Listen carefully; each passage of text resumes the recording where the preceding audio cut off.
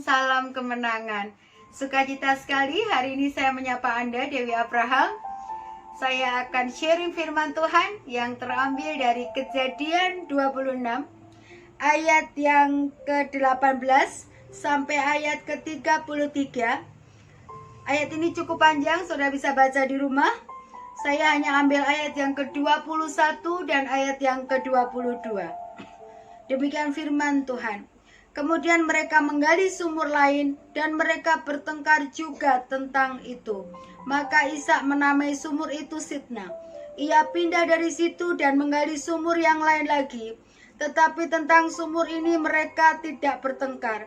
Sumur ini dinamainya Rehobot, dan ia berkata, sekarang Tuhan telah memberikan kelonggaran kepada kita sehingga kita dapat beranak cucu di negeri ini.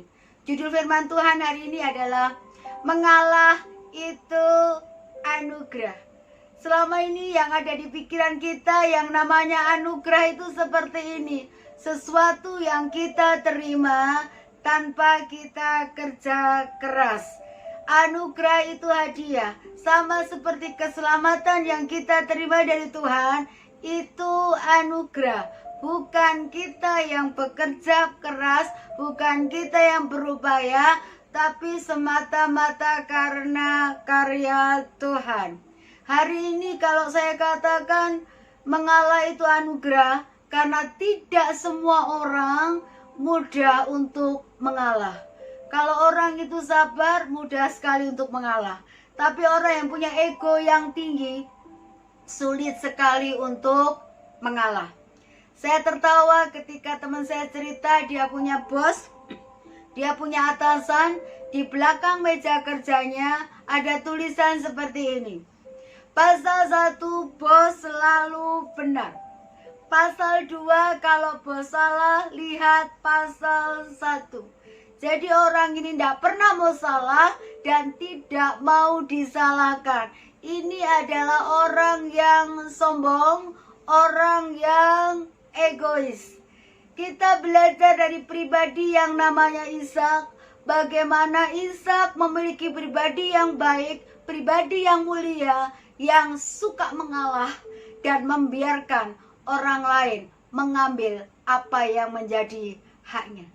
Kalau kita flashback saudara, mulai ayat 18, Ishak itu memberikan perintah kepada karyawannya, kepada bujangnya, kepada orang-orangnya untuk menggali sumur yang sudah ditutup bertahun-tahun oleh orang Filistin. Ternyata ketika digali, muncullah mata air yang berbual-bual.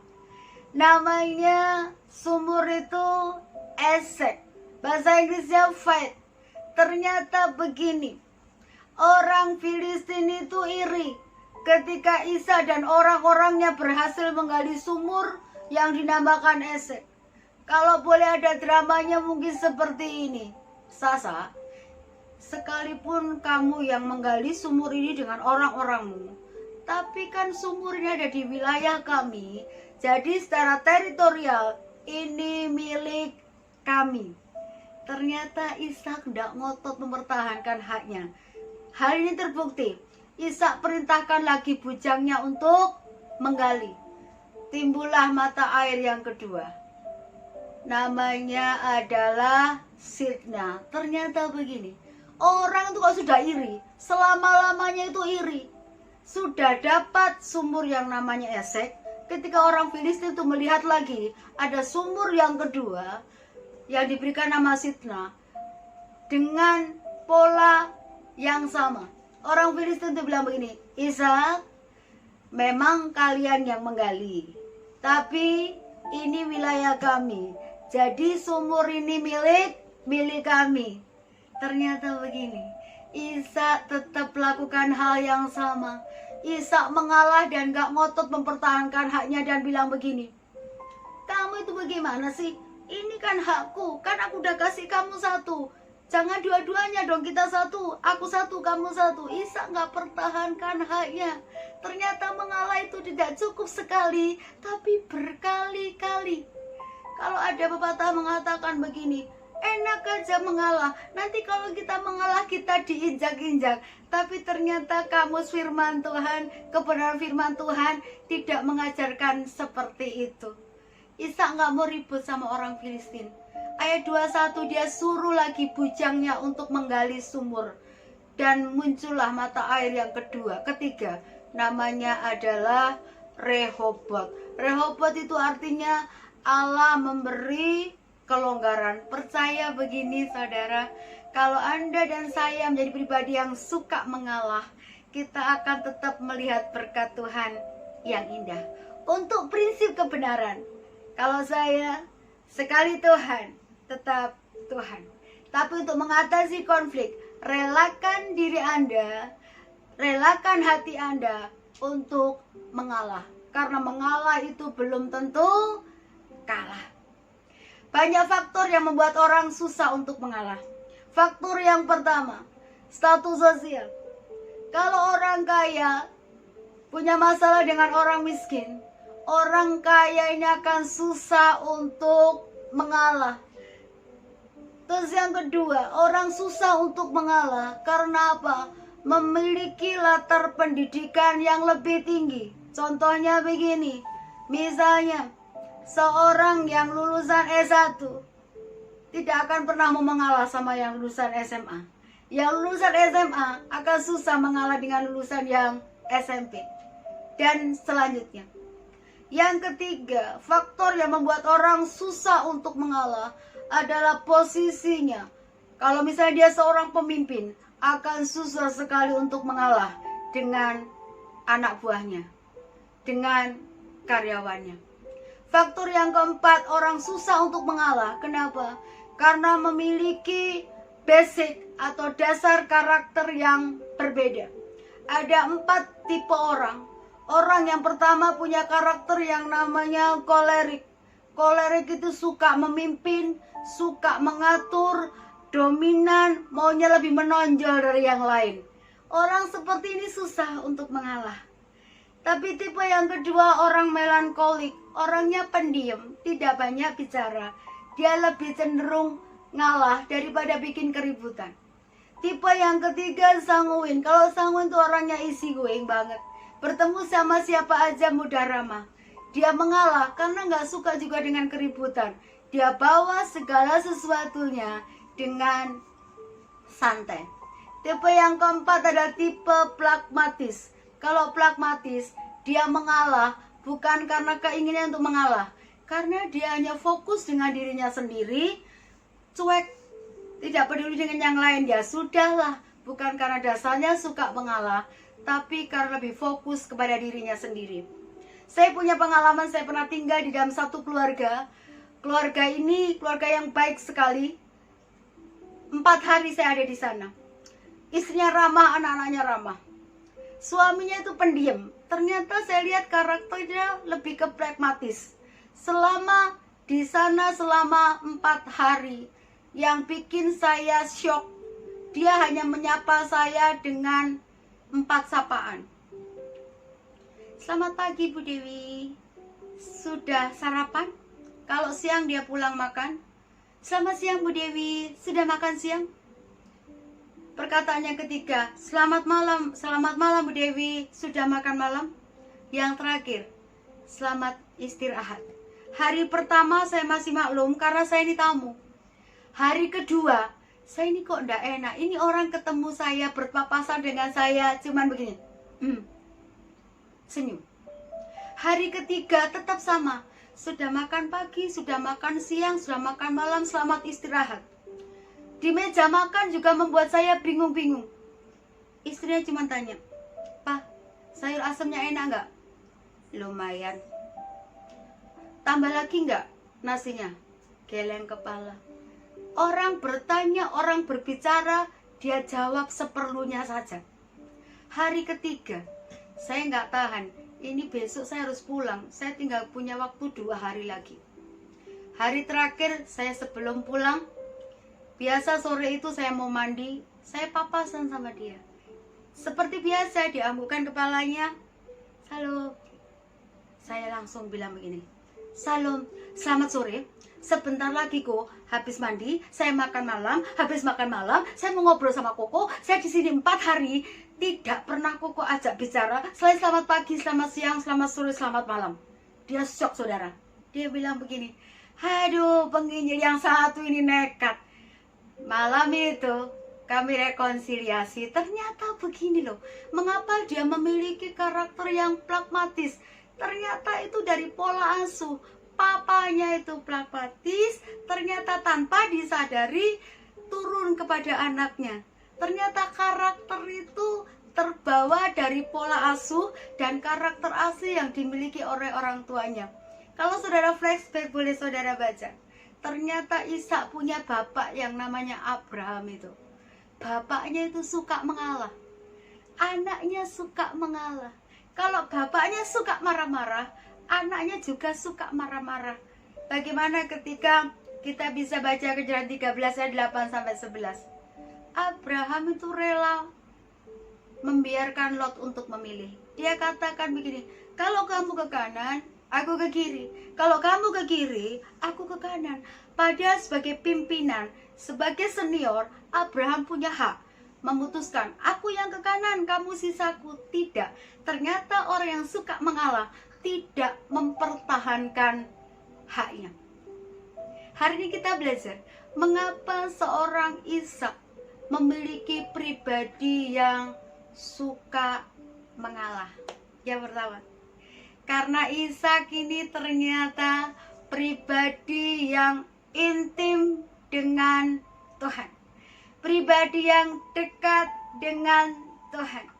Kejadian 26 ayat 25 catat, kemanapun Ishak pergi, Ishak membangun mezbah. Kemanapun Ishak melangkah, Ishak membangun mezbah. Yang dilakukan bapaknya, yang dilakukan orang tuanya, juga dilakukan Ishak. Kalau kita baca Kejadian 12 ayat 8, kemanapun Abraham pergi, Abraham membangun mezbah. Dan Ishak mengikuti jejak bapaknya. Bapaknya takut Tuhan, anaknya takut Tuhan. Ternyata begini, Ishak bisa mengalah karena Ishak intim dengan Tuhan. Kalau orang intim dengan Tuhan, suka berdoa, suka baca firman, karakter ilahi itu akan turun di dalam kehidupannya. Jangan pernah kita berkata begini, aku suka berdoa, aku suka baca firman, tapi hobinya marah-marah.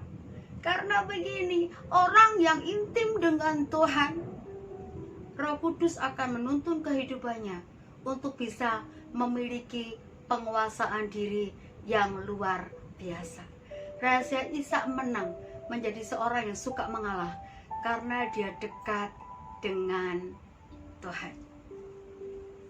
Terus yang kedua, mengapa Ishak menjadi pribadi yang suka mengalah? Karena Ishak itu pribadi yang suka membangun persahabatan, bukan membangun permusuhan. Yang dia lihat dari papanya, dari orang tuanya yang namanya Abraham. Abraham itu suka membangun hubungan baik dengan orang-orang yang di sekitarnya. Ternyata begini, karakter ini pun muncul dalam diri Ishak. Kalau Anda punya karakter yang baik dan terpuji, Amsal 13 ayat 22 catat, orang baik, orang benar, meninggalkan warisan buat anak cucunya. Bukan hanya warisan iman, tapi ada warisan karakter. Hati-hati, apa yang Anda lakukan, anak Anda akan mengikuti. Teladan Anda berbicara lebih kuat daripada perkataan Anda. Kalau Anda sebagai orang tua yang takut akan Tuhan, yang setia beribadah, tanpa dipaksa, tanpa didorong, anak-anak Anda akan menjadi pribadi yang takut akan Tuhan dan setia kepada Tuhan. Ternyata begini, Ishak menang mengalahkan egonya. Ishak menang membiarkan haknya dirampas oleh orang lain. Tapi kita bisa melihat bagaimana pemeliharaan Tuhan, pembelaan Tuhan yang luar biasa. Apa berkatnya kalau kita menjadi pribadi yang suka mengalah? Berkat yang pertama, kita akan menerima berkat double porsi. Ternyata begini, Ishak mengalah dan Ishak menerima berkat Tuhan. Ketika menyuruh bujangnya menggali sumur lagi, muncullah satu mata air yang namanya Sheba atau Beersheba. Artinya apa? Dalam bahasa Inggrisnya artinya 7. Jadi satu sumur itu punya 7 mata air. Kalau kita kalkulasi, Filistin cuma dapat Esek sama Sitna, dapat 2. Tapi yang namanya Ishak dan orang-orangnya dapat yang namanya Rehobot 1 dan yang satunya Sheba. Ternyata begini, Sheba itu 7 mata airnya. 1 tambah 7, 8. Orang Filistin tetap 2. 2 sama 8 perbandingannya jauh banget. Ternyata begini, orang yang mengalah berkatnya melimpah. Yang kedua, apa berkat kalau orang mengalah? Amsal 16 ayat 7 catat begini, jikalau Tuhan berkenan pada jalan hidup seseorang, Tuhan akan mendamaikan dia. Kalau kita bisa lihat dramanya, bagaimana ayat 28, ketika Abimelek dan orang-orangnya melihat Ishak diberkati Tuhan, mereka katakan begini, kami telah melihat sendiri bahwa Tuhan menyertai engkau. Ternyata begini, ketika Ishak mengalah, Tuhan pulihkan hubungannya dengan Abimelek. Kalau kita menjadi pribadi yang mengalah, Tuhan akan pulihkan hubungan kita dengan orang-orang yang pernah merugikan kita, pernah mengecewakan kita, menyakiti hati kita. Luar biasa, Ishak itu punya hati yang bahasa Jawanya itu legowo. Ketika Abimelek datang, dia tidak marah, dia mengampuni. Ketika Abimelek, ayo kita berdamai, ayo kita bersahabat. Ishak tidak ungkit masa lalunya, tidak mau, kamu dulu jahat, kamu dulu merugikan aku, kamu dulu curangin aku. Dengarkan baik-baik, pribadi yang suka mengalah itu bisa menerima sesuatu yang terjadi dan percaya Tuhan itu adil, Tuhan itu bekerja, Tuhan itu berkarya. Kesaksian yang terakhir, saya punya teman baik, dia buka toko. Dia melayani beberapa orang selama ini dengan sistem ambil barang, bayar 2 minggu, paling telat 1 bulan. Ada temennya ngambil, pertama itu tagihan lancar, pengambilan pertama, kedua, ketiga, keempat, hutang bayar. Ternyata tersendat di tagihan yang ke-8. Ketika ditagih, dia bilang begini, saya belum ada uang. Oh, teman saya bilang, ya sudah, nanti ya kalau sudah ada. Ternyata orang ini mulai curang loh saudara. Ketika ditagih, kadang-kadang teleponnya dimatikan. Ketika ditagih, marah-marah, kadang-kadang bingung loh. Kalau orang sudah pinjem, yang lebih galak yang pinjem, bukan yang punya uang. Ketika diperlakukan seperti itu, dia cerita sama saya, Bu Dewi, saya harus bagaimana? Saya bilang begini, sudah, ampuni, minta belas kasihan Tuhan. Tapi ini jumlahnya besar loh Bu Dewi. Saya bilang begini, Allah kita terlalu besar untuk bisa mengganti apa yang pernah terhilang. Saya berdoa, kami sepakat berdoa, saya sama istrinya, suami istri berdoa, saya minta kemurahan Tuhan. Kalaupun orang itu tidak mau bayar, Tuhan bisa memberkati dengan cara yang lain. Berbulan-bulan tidak ada kabar. Setiap ditagih, kadang HP-nya dimatikan, seperti menghilangkan jejak. Akhirnya istrinya bilang begini, sudahlah, kita putuskan untuk mengampuni dia dan kita minta belas kasihan Tuhan saja. Saudara, apa yang tahu yang terjadi? Tuhan itu adil. Orang benar, walaupun mengalami masalah, mengalami tekanan, mengalami fitnah, mengalami masalah, tapi Tuhan bekerja dengan luar biasa. Orang itu menghilang hampir 3 tahun. Saudara tahu apa yang terjadi? Ternyata suami istri ini yang sudah sepakat untuk mengampuni orang yang sudah merugikan dia. Hari ini saya bisa melihat Tuhan memberkati tokonya, yang tadinya tokonya cuma satu. Tuhan berkati sehingga punya 3 toko. Dan yang mengejutkan, satu saat teman saya ini ketemu sama orang yang merugikan dia, yang pernah hutang sama dia, yang pernah maki-maki dia, yang tadinya dia punya toko 2, tapi hari ini dia cuma punya toko 1, dan barang-barang yang dia ada di tokonya sudah mulai menipis. Teman saya bilang begini, saya melihat ternyata Tuhan itu adil. Seandainya waktu itu saya ngotot, saya marah mempertahankan hak saya dan memaksa dia untuk mengembalikan, pasti Tuhan gak akan bela saya. Saya saksikan ini bukan mengajar orang untuk tidak mau membayar hutang, tapi saudara harus belajar bahwa keadilan Tuhan tetap bekerja kalau kita menjadi pribadi yang mau mengalah dan mau mengampuni, mau mengasihi orang-orang yang pernah curang dengan kita, merugikan kita, dan menyakiti kita. Tuhan berperkala, Allah yang mengerti, Allah yang peduli, Dia adalah pembela kita. Tuhan Yesus memberkati. Salam.